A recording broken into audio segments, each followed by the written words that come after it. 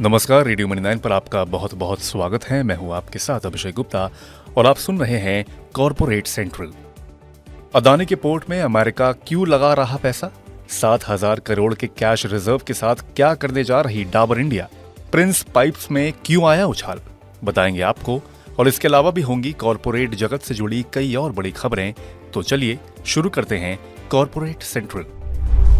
एक media report के मुताबिक अमेरिकी सरकार की agency international development finance Corp Sri Lanka की राजधानी कोलंबो में अदानी समूह की ओर से डेवलप हो रहे पोर्ट टर्मिनल में 55.3 करोड़ डॉलर का वित्त पोषण कर रही है।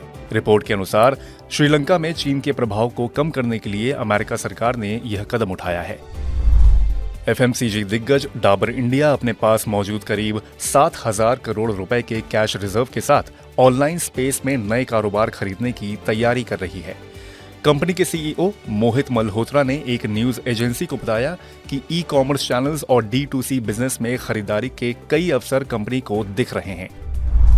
दुनिया भर में विमानों को इंजन सप्लाई करने वाली कंपनी प्रैट एंड विटनी के इंजनों में खराबी की वजह से दुनिया भर में उड़ानों का संचालन प्रभावित हो रहा है और इसका असर भारत पर भी पड़ सकता है।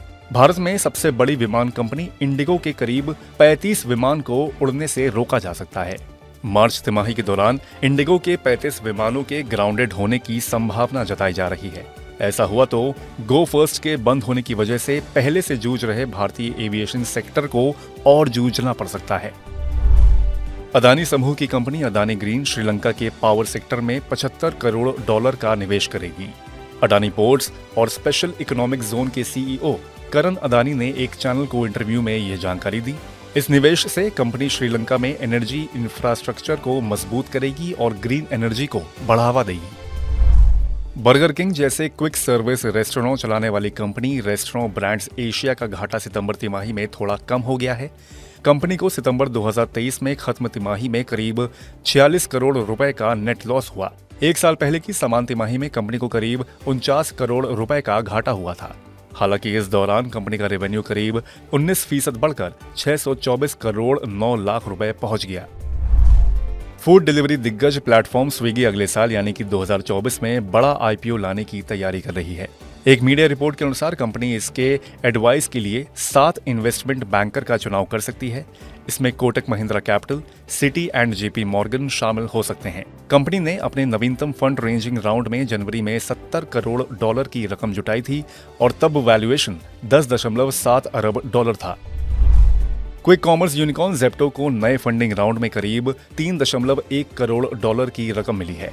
इसके पहले अगस्त महीने में कंपनी को करीब 20 करोड़ डॉलर का फंड मिला था। नए राउंड में भी कंपनी का वैल्यूएशन करीब 1.4 अरब डॉलर है। एडवांस ब्रेकिंग सिस्टम बनाने वाली कंपनी ASK ऑटोमोटिव का आईपीओ बुधवार को दूसरे दिन पूरी तरह से सब्सक्राइब हो गया। इसको करीब 1.35 गुना का ओवर सब्सक्रिप्शन मिला है। इसका प्राइस बैंड 267 से 282 रुपए है और कंपनी आईपीओ के जरिए करीब 834 करोड़ रुपए जुटाना चाहती है। टाटा समूह की कंपनी ट्रेंट के शेयरों का भाव पिछले 10 महीने में बढ़कर 2 गुना हो गया है। बुधवार को भी इसके शेयर BSE में करीब 3% की मजबूती के साथ 2,504 रुपए 95 पैसे तक पहुंच गए।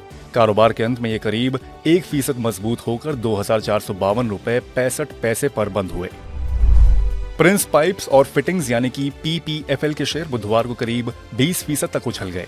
कारोबार के दौरान ये BSE में 749 रुपए की ऊंचाई तक पहुंच गए। कारोबार के अंत में ये करीब 16% की उछाल के साथ 723 रुपए 50 पैसे पर बंद हुए।